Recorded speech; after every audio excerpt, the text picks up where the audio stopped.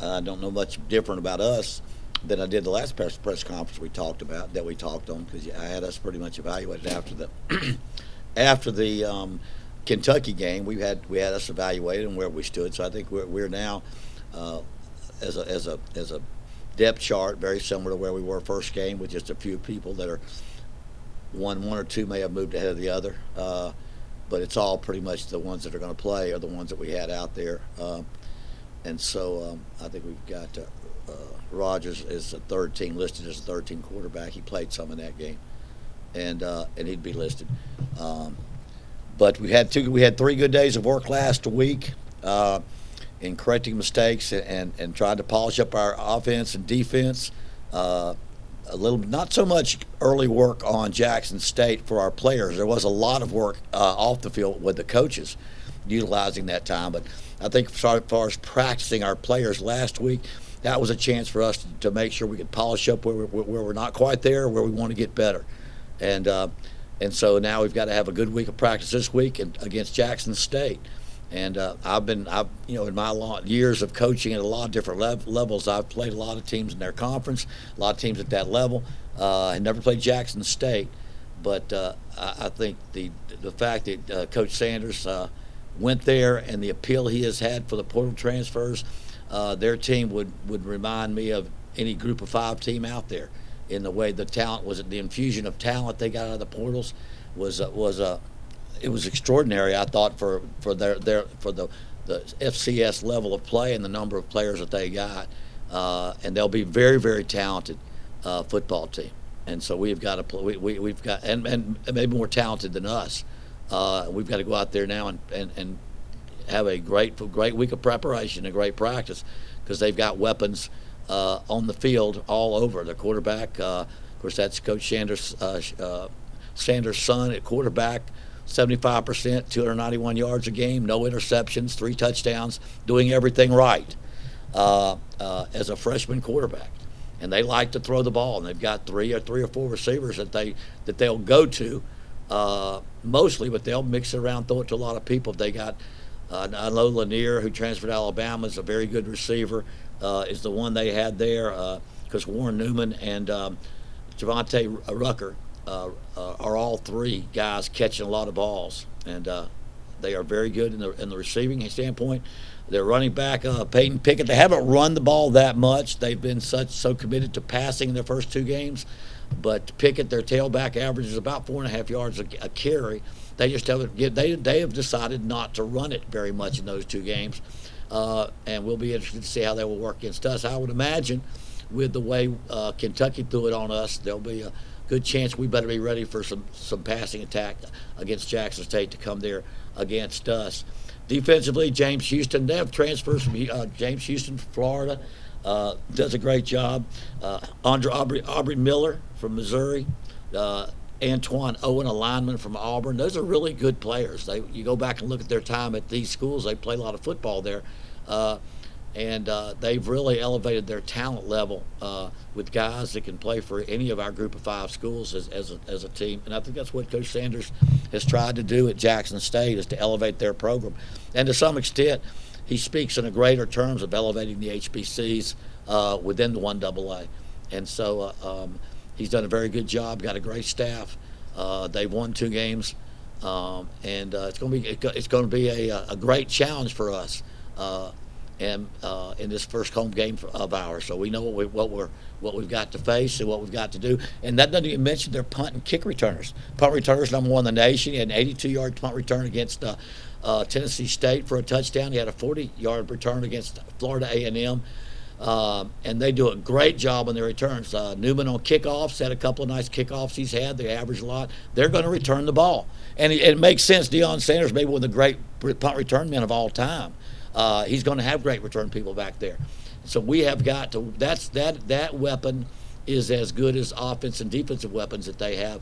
Is their kicking game return units, and they will have to be really prepared because it's going to be a hold your breath every time you kick or punt to them because they do a great job of utilizing their talent at those positions.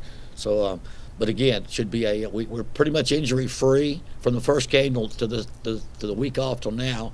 We haven't lost anybody through injury, and and that's good. And we're able to come back, and I'm anxious to see us play. We played Kentucky. You still got to wonder how good you are. You got to wonder. You're playing a good Jackson State, and we'll find out come Saturday. Yes, sir. Is there that relationship with you and Coach Dion? And did Coach Dion reach out to you whenever Coach Bowden had passed? There's really, I've talked to him once or twice in my life. Because there's not a relationship. He played for my father while I was the head coach at probably Sanford. And so we were never, it was just two different lives. I was coaching, he was playing pro ball. I was, back when he was playing, I was the head coach at another school. But we did get to talk at our family funeral. He spoke at the funeral, not the one that was on Saturday for the public, but the very private family funeral we had in Birmingham. He was the only speaker we had there. And he did just a marvelous job. He was very close to my father. One of probably, if he's not the best player he's ever had, he's in that group of two or three. There's not a whole lot that are better than he was, and so I think there's a great relationship with the Bowden family, with my mother and my father more than me, because I was out coaching somewhere else, or when he was out there doing his thing in college. Then when he was in pro ball, I was in television or whatever. So haven't had a lot except the respect that I have for him. And I've watched a lot of videos and a lot of stuff on how he's building that program there, and he's got a great plan for that program. So it's kind of exciting to see what he's doing at Jackson State, and we are fully prepared for an outstanding team coming here that feels like they can knock us off. How do they utilize his son? Roll him out a lot? I think he's a drop back quarterback that can run. He's not a runner that can throw. He's a thrower that can run. And so that's more of a classic, tall, thick, likes to be in the pocket, but he will move and throw it. I don't think of him as being a running quarterback. I think to me he's a throwing quarterback that can scramble, get free, hurt you on the edge if he has to, but he's not one where I think they build in a lot of option running plays with him like you would see with I watched Coastal Carolina with that type of offense, but he's much more of a throwing quarterback, a classic quarterback that is very comfortable in the pocket. He doesn't throw interceptions. He finds his people downfield. When he scrambles, he'll pull up before he crosses the line of scrimmage and get somebody deep. Your true runners, they like to run. Once they hit a crack, they're gone. But he does have the ability to scramble some play. He's a very, very good athlete. Would if his father had not talked to him probably into going to Jackson, would have been at a Division 1A school playing quarterback. Yes. Go ahead, Adam. Yeah. Not only is it your first home game as ULM's head coach, but your mother's going to be here. It's against arguably the best player that ever played for your dad. Yeah. And you're going to do. You're both going to honor your dad. So what does this weekend mean to you personally? Well, my first thoughts, it's sad because my dad was so excited that he was going to come to this game. And then when we found out he had pancreatic cancer, we knew that it was probably going to be his last game. But that's just there's not any good innings to pancreatic cancer in our day. And so when it got to him earlier than that, there was that thought of just sadness that he couldn't be a part of this, because but by the time he was this past year, we're the only team in the family. We're the only game in town, and many of the last pictures he had were with ULM hats on, anticipating the season.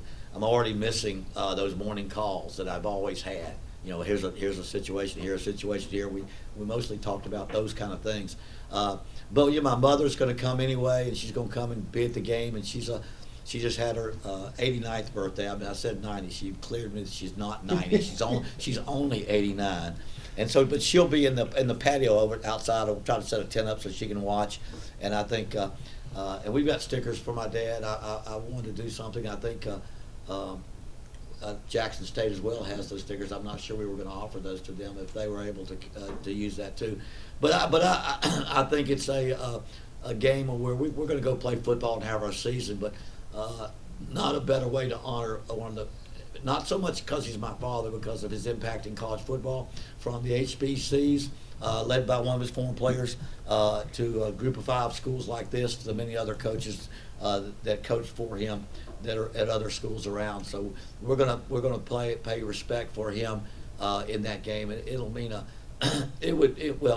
they all mean a lot, but I sure would love to have a great game and play the way he would like us to play in that game. But we'll have some type of recognition we're planning, but not overdoing it to that extent. Florida State's where he coached for 34 years. It's quite naturally going to be something there, but I think a lot of the coaches around the country that worked for him or knew him closely have been touched by his life and recognizing a little bit. And in the Deep South, he's spoken in Monroe several times at fundraisers around town, like he's done in almost every town in the South over his decades. And his were mostly faith-based speeches and talks and very fond memories from a lot of people. Of course, he came here again on my press conference too, and that was a great fun for him, and enjoyed having him here for that. So we'll honor him, and then we'll go play a football game with two teams that want to win this game. Yes. I know you're still mixing and matching rosters, but is this kind of a week you can experiment some more and have maybe Jeremy and Colby in there some more before conference play hits, and other position battles as well? I think this is a game where you have a chance to do different things because you've taken the first game and now you've gotten into practice and experimented a little bit. So now you know that you may have different things you might do in regard to who you play, how often they play. So I wouldn't give up information as to how we're going to rotate the quarterbacks, but there's nothing new about that with Coach Rodriguez. He's at times used different type of quarterbacks just to change, just like changing tempo. Their quarterbacks, their styles are different enough just to give a defense a different type of preparation. So the quicker in the season he could get to a different type of quarterback, which Rodgers is, he's probably a little more of a runner that can throw. They've at least practiced both of those, whether you can tell which quarterback is in a certain style. But that's one position where you could play with it. But Rhett, I'm anxious to see if we can be more successful on early downs.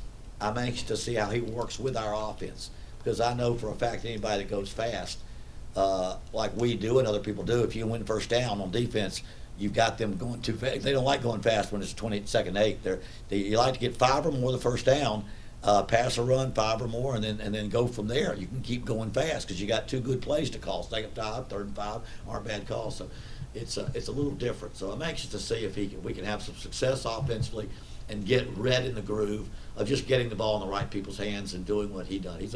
He's a solid runner. He's not going to outrun anybody, but he's a solid runner when they don't take the quarterback. And so, but mostly we've got to go out there and, like I said, the key is us just to be able to execute better against Jackson State than we could against Kentucky. And that they are 2 different levels of team, but still, this is a very good. This is not like we're going down to some level that sometimes when you get your home game type of game, you get a team that you're favored over. But Jackson State comes in with a lot of portal transfers and 2 good wins for themselves, especially to be the Florida A&M win, because that's a very good team and have been good the last 2 or 3 years. Tennessee State's rebuilding football program, but they dominated that game as well. Coach, did I hear you right in your statement where you said talent-wise there's equal or better? I would, looking at their talent, and they have a ton of. This is not the spring team they had in the spring. You're talking about. I mean, I could just go over there. They got the Antoine Owens, tackle from Auburn, Georgia Tech. The other defensive tackles from Auburn. The defensive ends from Florida, who had 6 sacks. The other defensive ends transferred from Tennessee. Middle linebacker, who's the second leading tackler, is from Missouri transfer, and that's just the front 7. And these guys were guys that we also recruited and talked to that in other times probably would not have gone to Jackson State. So what you're going to see out there when you can just go watch warm-ups. And I could say the same thing about their offense. I know there are several people on their offense that we looked at a lot too. And so I'm just saying it won't be a situation where you're going to see a ragtag bunch of guys that can't play somewhere. These were guys that could have come here or somewhere in the group of 5. I still think the portal transfer, it's kind of I don't know if I said this yesterday, I think between the top Power 5s, it's like true free agency. A top guy going to a top guy. For anything after that, it's kind of like NFL guys going to Canada or going to some other league. We're getting the other guys, and they're all really when you see the guy leave Alabama and go to LSU or something else, these are draftable top guys that are just finding somebody's need and going out. We saw that at Kentucky with their quarterback. But there are plenty of players that played a lot. They are going to ULM and going to Jackson. I would just look at their roster. Anybody that wants to look at it sees that they did the same thing everybody else did in our conference. Now, do I know they did the same thing everybody in their conference did? I don't know. I haven't looked at anybody else in their conference, but I know they have recruited the portal transfers exactly like we did, and a lot of other people have done, and they have done it well, and that's because of Coach Sanders there. Anything else?